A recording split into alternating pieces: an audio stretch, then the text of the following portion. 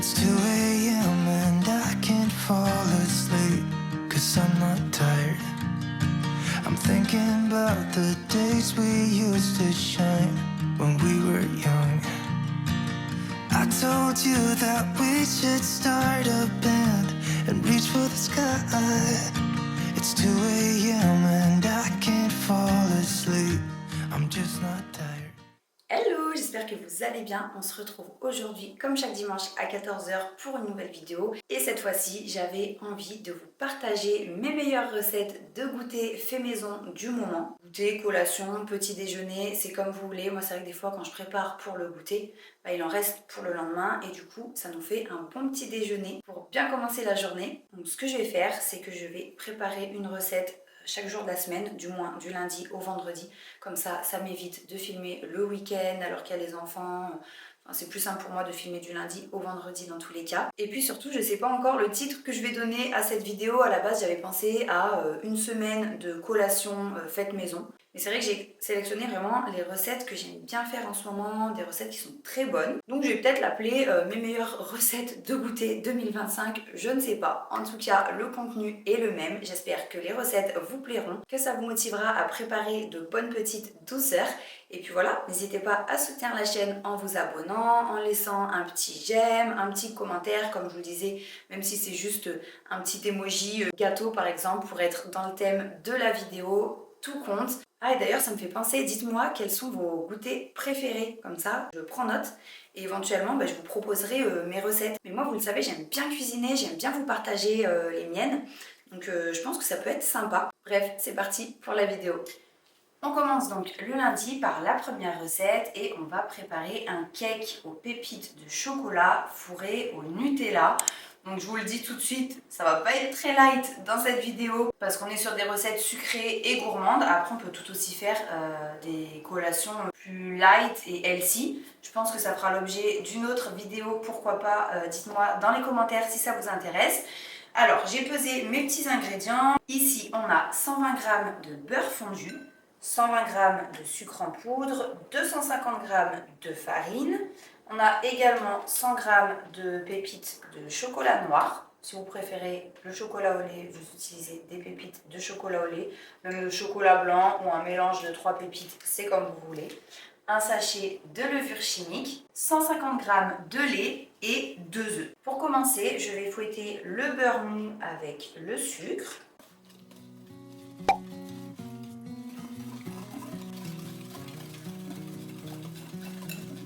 Ensuite, j'ajoute chacun à leur tour les œufs et je remue bien entre chaque.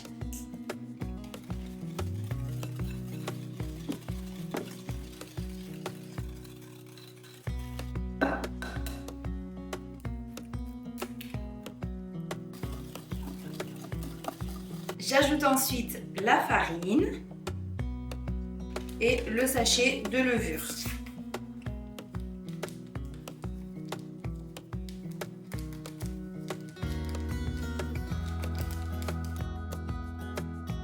Bon, comme d'habitude, j'ai pris un saladier trop petit. J'aime trop ce saladier en fait. Sauf qu'il faut que je me rende à l'évidence. Pour faire des pâtes à gâteau, c'est énorme. C'est vraiment trop petit. Ensuite, j'ajoute le lait.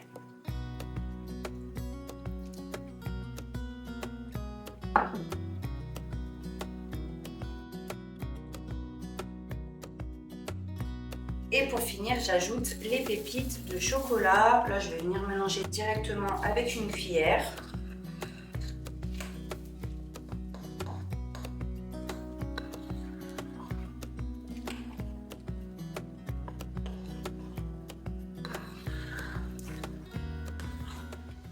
Maintenant, je vais verser ma pâte dans un moule à cake chemisé de papier sulfurisé et on va enfourner pour 35 minutes à 200 degrés.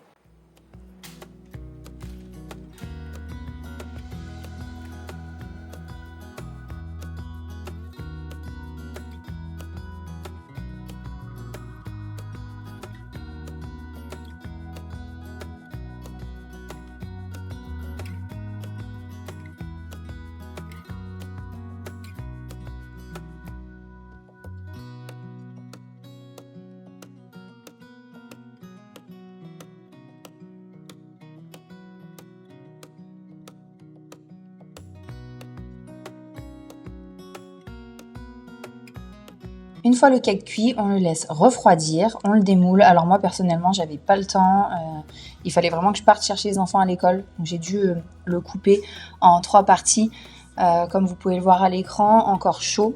Mais l'idéal, c'est vraiment de le laisser bien refroidir, comme ça il s'effritera moins. Et ensuite, on tartine de Nutella. Alors la petite astuce que j'ai pas eu le temps de faire justement, c'est de faire chauffer légèrement le Nutella au micro-ondes. Donc vous mettez dans un bol, vous le faites un petit peu tiédir, comme ça il sera plus liquide et plus facile à étaler sans abîmer le gâteau.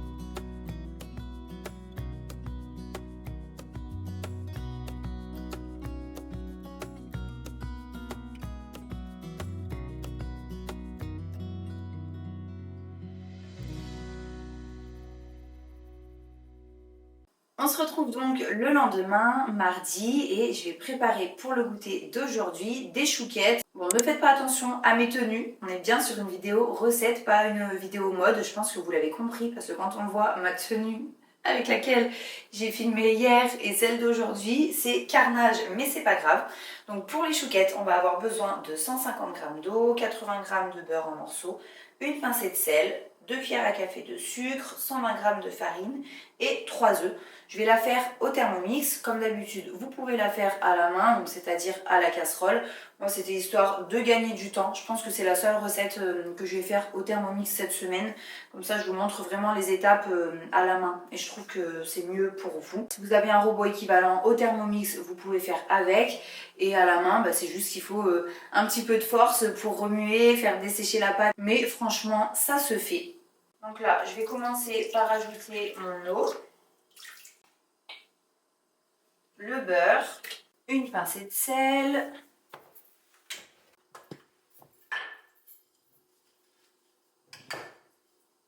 deux cuillères à café de sucre. Et là, on va mélanger pendant 5 minutes à 100 degrés. Pendant ce temps, j'en profite pour préparer ma plaque avec une feuille de papier sulfurisé. Alors voilà à quoi ça ressemble. En gros, on a notre mélange beurre, farine et compagnie qui a bien fondu. On va pouvoir ajouter notre farine. On mélange. Voilà ce qu'on obtient. Là, j'enlève le bol du socle et je vais laisser refroidir 10 minutes. Alors comme il fait frais, on est en hiver, je vais faire refroidir carrément à l'extérieur. Voilà, ça a légèrement refroidi pendant 10 minutes et maintenant je vais ajouter 3 œufs un à un en remuant bien entre chaque.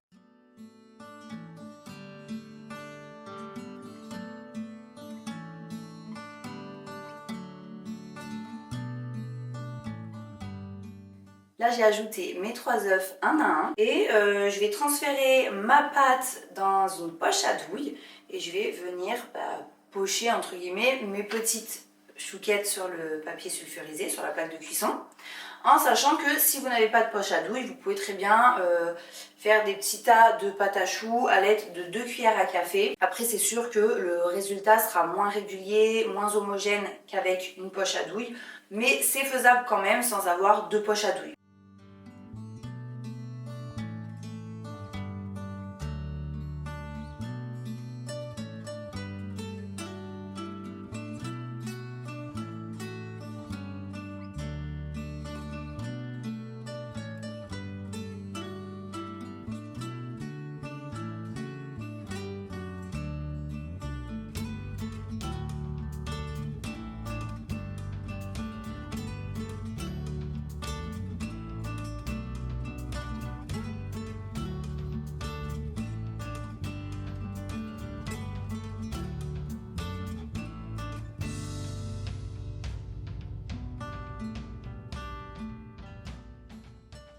Ça y est, mon four est préchauffé à 200 degrés, donc entre temps j'ai préparé une deuxième plaque de chouquettes et des plaques pour le four, j'en ai qu'une. Donc ces chouquettes là, je vais les faire cuire sur une grille.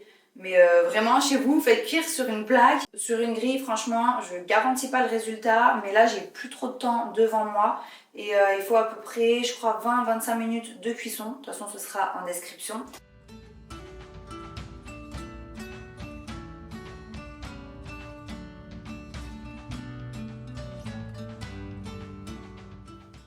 Ça y est, la cuisson est terminée. La plaque du dessus, en fait, il a fallu que je la sorte avant parce qu'elles ont cuit plus vite. Donc là, j'ouvre la porte du four, j'entrouvre légèrement pendant 10 minutes, histoire que l'humidité s'échappe. Parce que si on sort direct notre plaque avec les chouquettes, elles ont tendance à retomber. Et je vous montrerai la différence entre les chouquettes qui ont cuit sur la grille et les chouquettes qui ont cuit sur la plaque, en sachant que voilà, celles-ci je les ai sorties aussi direct parce que j'avais pas le choix. Et du coup ce que je ferais, je me suis dit que ça allait être plus sympa pour les personnes qui n'ont pas de Thermomix ou robot style Thermomix. Je vous mettrai en description le lien d'une recette que j'ai déjà testée pour faire les chouquettes à la main et qui est très bonne.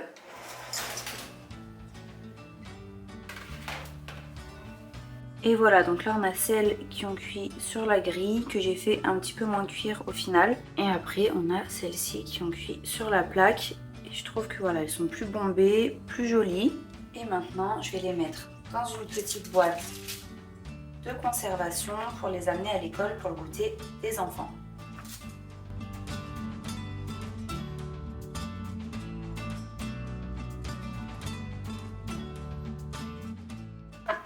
Elles sont trop bien ces petites boîtes de conservation, je vous les avais montrées dans ma vidéo sur le gaspillage alimentaire. Et elles viennent de chez Zara Home et ce qui est trop cool, c'est que vous avez le petit trou là.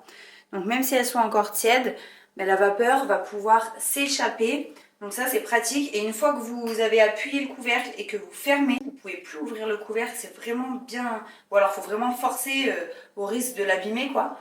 Mais après c'est vraiment bien fermé hermétiquement, donc je trouve ça trop pratique. Et voilà, maintenant c'est parti pour l'école. On se retrouve le mercredi et aujourd'hui on va préparer des muffins façon donuts. C'est une recette que j'adore, qui a eu beaucoup de succès quand j'avais mon blog de cuisine. Et clairement ce sont des muffins qui ont un goût et une texture de donuts. Quand ils sortent du four encore tiède, on les roule dans le sucre.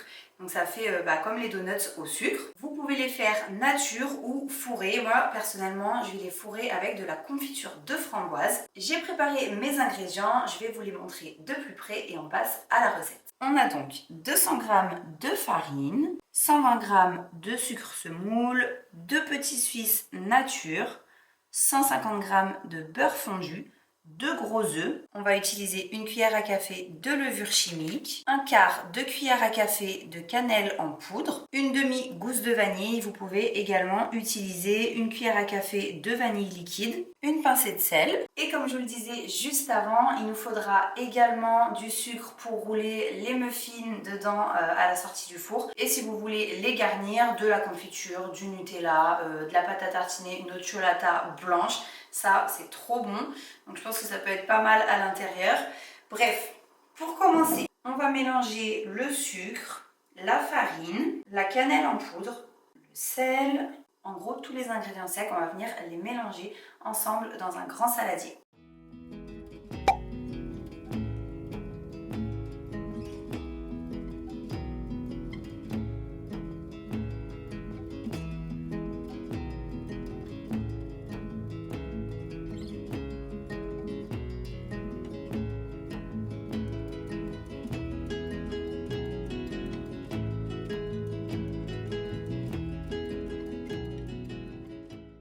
Dans un autre récipient, on mélange les œufs, les petits Suisses et la vanille. On verse ça dans notre saladier avec les ingrédients secs. On ajoute directement le beurre fondu. Pas qu'il soit trop chaud non plus. Ah oui, dans les ingrédients secs, il y a la levure aussi. Farine, levure, sel, cannelle et sucre. De toute façon, comme vous avez sûrement vu, je vous ai mis la recette à l'écran et vous l'aurez aussi en description.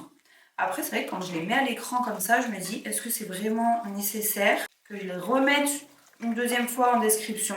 Je sais pas, vous me direz. Et voilà, la pâte est prête. Il ne faut pas trop mélanger non plus, pas trop la travailler. Vous verrez, elle a une texture hyper particulière, cette pâte. Ça fait pas comme une pâte à gâteau normale en fait. J'essaie de vous montrer la texture de la pâte, elle est épaisse. Ensuite, on va prendre une plaque à muffins et on va déposer à peu près 9 caissettes. Normalement, ça nous fait à peu près 9 muffins.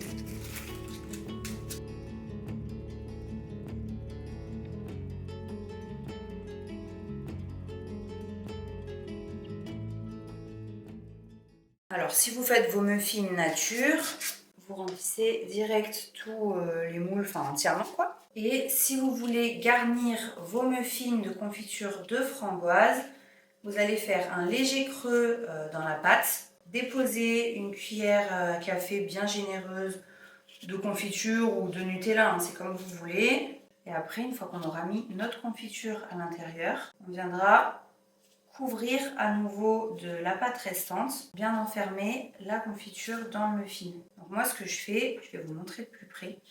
Je vais remonter la pâte en fait un petit peu sur les bords de la caissette en papier.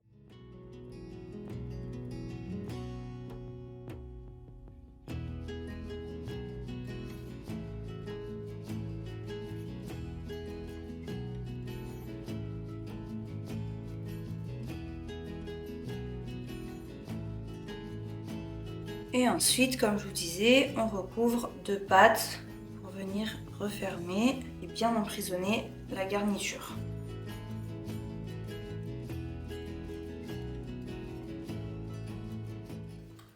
Et voilà, c'est prêt. J'ai même pu en faire un supplémentaire parce qu'il me restait de la pâte. Donc du coup, j'ai 10 muffins au total et je vais les faire cuire dans un four préchauffé à 200 degrés pendant à peu près une vingtaine de minutes. Comme d'habitude, 5-10 minutes avant la fin de la cuisson, vous vérifiez parce que ça peut varier en fonction des fours.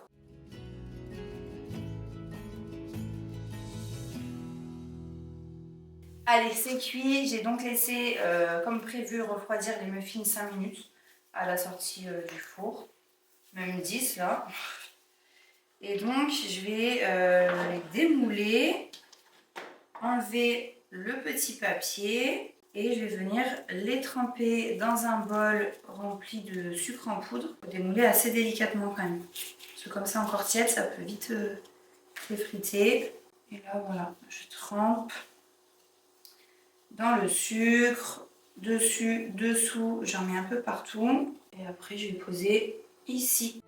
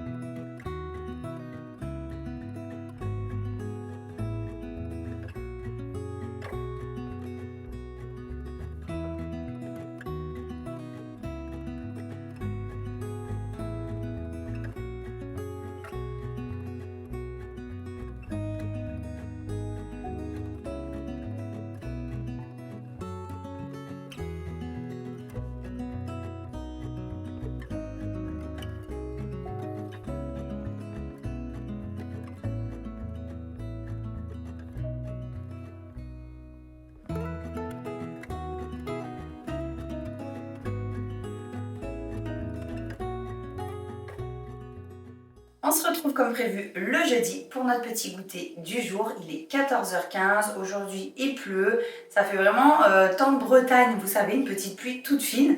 Et en plus de ça, c'est dans le thème parce qu'on va préparer un phare breton au pruneau. Donc j'ai préparé mes petits ingrédients. On va avoir besoin de 125 g de farine, 75 g de sucre en poudre, 70 g de beurre salé coupé en dés, un demi-litre de lait, un sachet de sucre vanillé, 3 œufs et une cuillère à soupe bien bombée de crème fraîche épaisse entière. Ah oui, et bien sûr des pruneaux, hein, puisqu'on fait un phare au pruneau, c'est quand même mieux. Il en faudra à peu près une vingtaine. Moi, je les ai pris directement dénoyautés. Pour commencer, on va ajouter le beurre dans la casserole avec le lait. On va ajouter également la moitié du sucre et on va porter à ébullition. Dès que ça bout, on retire du feu et on réserve.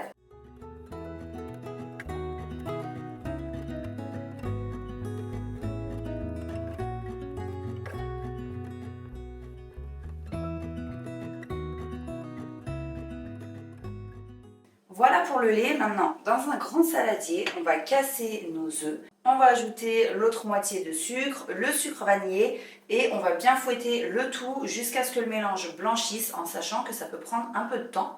Donc si vous voulez le faire au robot, vous pouvez le faire au robot. Moi, je vais le faire au batteur électrique et pour les plus courageuses, vous pouvez le faire à la main.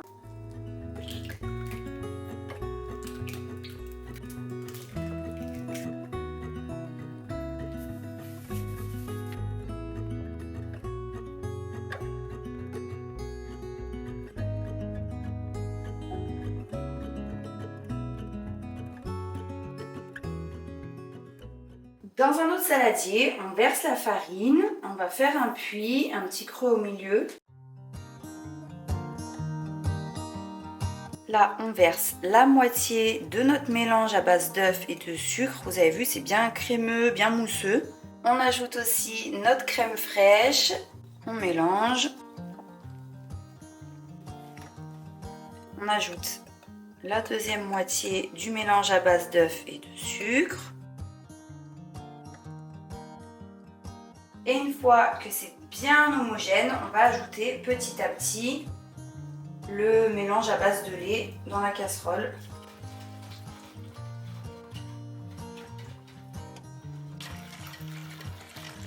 Ensuite, dans un moule soit chemisé de papier sulfurisé, soit généreusement beurré, on va mettre nos pruneaux. Et pour finir, on va verser notre pâte par-dessus.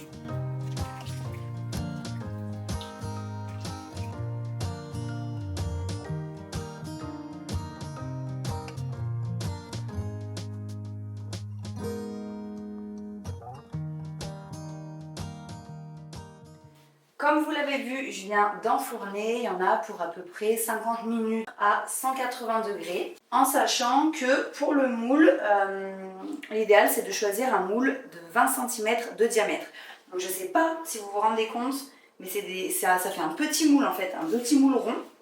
Ou alors carré, ça peut le faire aussi. Ça va permettre au phare d'être bien haut si vous sélectionnez un petit moule. Moi j'en avais pas, du coup j'ai pris un moule classique d'à peu près 23-24 cm. Du coup il sera un peu plus plat. C'est pour ça aussi qu'en fonction du diamètre de votre moule, il faut bien vérifier en fin de cuisson, au bout de 40-45 minutes, parce que ça peut aller plus ou moins vite, même en fonction des fours et tout ça. Si il dort trop sur le dessus, vous couvrez en fin de cuisson avec une feuille de papier aluminium. Et voilà le phare sorti du four. Oh, j'ai tellement hâte de le manger. Ça fait super longtemps que j'en avais pas fait. Et en fait, j'en avais jamais fait dans ce four-là. Bah, figurez-vous que j'ai laissé 30 minutes et qu'il a fallu que je le sorte, quoi. Donc, comme je vous le dis à chaque fois, méfiez-vous pour la durée de la cuisson. Parce que dans mon ancien four, moi, je laissais, je vous dis, 50 minutes. J'ai coupé une petite part pour vous montrer l'intérieur. C'est vrai que je dis qu'il faut faire attention à la cuisson parce qu'un phare trop cuit, c'est pas bon, quoi. Là, au moins, il est bien moelleux, même sur les bords. Et on se retrouve pour la 5e et dernière recette de la semaine. Aujourd'hui, on va préparer des gaufres. Mes ingrédients sont prêts, donc on va avoir besoin de 250 g de farine, un demi-sachet de levure chimique, 375 g de lait ou 375 ml, c'est pareil, une pincée de sel, 60 g de beurre fondu et tiédi, 2 œufs, et il va nous falloir aussi du sucre. Donc en fait à la base on met 15 g de sucre en poudre et un sachet de sucre vanillé. En fait moi je n'avais plus de sucre vanillé, du coup j'ai mis à peu près 22 g de sucre en poudre. Donc vous faites comme vous voulez à ce niveau-là, mais c'est vrai que ça peut apporter un petit goût sympa, le sucre vanillé si vous aimez ça. En sachant que vous pouvez également ajouter un arôme dans la pâte. Donc dans la recette, il parle éventuellement de kirsch, de rhum. Moi personnellement, je n'utilise pas d'alcool, alors je vais mettre un petit filet d'eau de fleur d'oranger. Du coup c'est parti, on prend notre saladier avec la farine, on va ajouter une pincée de sel, le sucre ou les sucres comme je vous disais si vous utilisez du sucre vanillé. On ajoute également les œufs. Et on mélange le tout à l'aide d'un fouet. Alors là, quand la pâte devient un petit peu dure, à ce stade, on va mettre la levure chimique dans le lait. Alors moi, ça m'avait paru trop bizarre la première fois que j'avais fait ça. Parce que d'habitude, c'est la levure de boulanger quoi, qu'on va faire dissoudre comme ça dans un liquide. Donc comme vous l'avez vu, on mélange avec une cuillère pour bien la dissoudre, bien mélanger. Mais c'est vrai que je sais pas pourquoi ils font comme ça dans cette recette. Après voilà, moi je vous dis ce qu'il est écrit dans la recette. Enfin je vous la donne à la lettre entre guillemets parce qu'elle est bonne. Mais moi c'est vrai que j'ai plus tendance, et même d'une manière générale habituellement, on mélange la levure chimique dans la farine quoi. Bon ça change hein. Et donc petit à petit, on ajoute notre mélange lait et levure. On ajoute bien progressivement en fait, parce que si on ajoute d'un coup, après ça fait des grumeaux.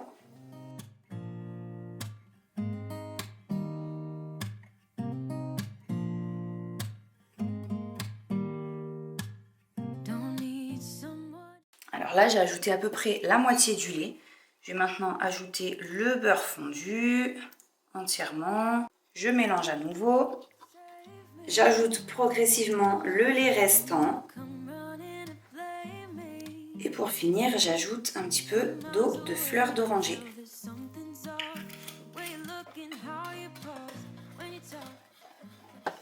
Notre pâte à gaufres est terminée, elle est prête. Est-ce que vous allez voir? J'ai failli faire déborder, mais c'est passé. Et donc on va laisser reposer pendant minimum une demi-heure. Après, si vous laissez reposer 1 heure, 1 heure et demie, 2 heures, vous pouvez la faire le matin, comme ça vous êtes tranquille, vous faites cuire vos gaufres au goûter. En attendant, vous conservez la pâte au frigo. Mais voilà, il faut laisser minimum une demi-heure de repos à la pâte. Et puis on se retrouve du coup dans une demi-heure pour la cuisson.